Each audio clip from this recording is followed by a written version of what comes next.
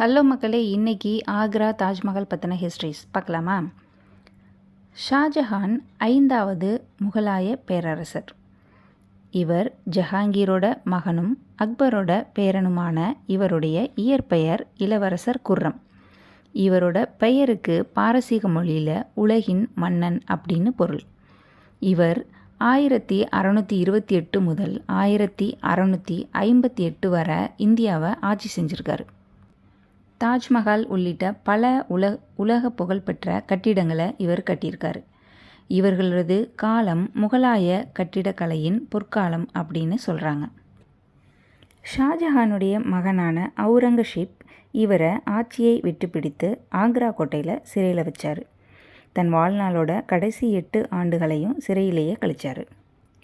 ஆக்ரா தாஜ்மஹால் என்பது முகலாய பேரரசர் ஷாஜஹான் தனது மனைவி மும்தாஜ் நினைவாக யமுனை ஆற்றின் கரையில் வெள்ளை பளிங்கு கற்களால் கட்டிய உலக அதிசயங்களில் ஒன்று. இது 1632ஆம் ஆண்டு தொடங்கி சுமார் 20 ஆண்டுகளுக்கு மேலாக வேலை நடந்து முடிக்கப்பட்டிருக்கு. உத்தரப்பிரதேச மாநிலம் ஆக்ரா நகரில் யமுனை நதிக்கரையில் தான் அமைஞ்சிருக்கு. தன் அன்பு மனைவி மும்தாஜ் பேகத்தோடின் நினைவாக தான் இதை கட்டியிருக்காங்க.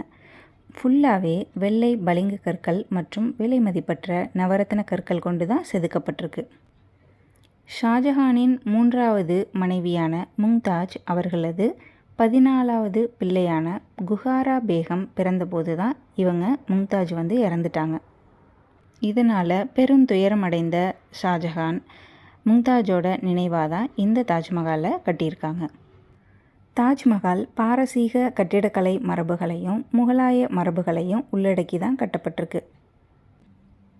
முகலாய கட்டிடங்களான தைமூரின் சமாதி, ஹுமாயூன் சமாதி, டெல்லியில் உள்ள ஜமா மஸ்ஜித் ஆகிய கட்டிடங்கள் எல்லாமே தாஜ்மஹாலோட வடிவமைப்புக்கு அடிப்படையாக அமைஞ்சிருக்கு. இந்த கட்டிடங்கள் எல்லாமே சிவப்பு நிற மணக்கற்களால் கட்டப்பட்டிருக்கு. ஆனால் தாஜ்மஹால் வெண்ணிற சலவை கற்களால் கட்டப்பட்டிருக்கு. தாஜ்மஹால் சதுரமான தளம் ஒன்றின் மீது அமைந்த சமச்சீர் வடிவம் கொண்டது. வளைவு வடிவிலான நுழைவாயில், பெரிய குவிமாடம் கொண்ட கட்டிடம். இதோட அடிப்பகுதி பல அறைகளை கொண்ட ஒரு அமைப்பு. ஒவ்வொரு பக்கமும் 55 மீட்டர் நீளம் கொண்ட கனக்குற்றி வடிவமானது. குவிமாடம் ஏறத்தாழ 35 மீட்டர் உயரம் கொண்டது. ஓகே மக்களே, இன்றைக்கி தாஜ்மஹால் பற்றின ஹிஸ்ட்ரிஸ் பார்த்தோம். நாளைக்கு வேறொரு வீடியோவில் பார்க்கலாம். எல்லோரும் சந்தோஷமாக இருப்போம், நல்லாவே இருப்போம். டடா.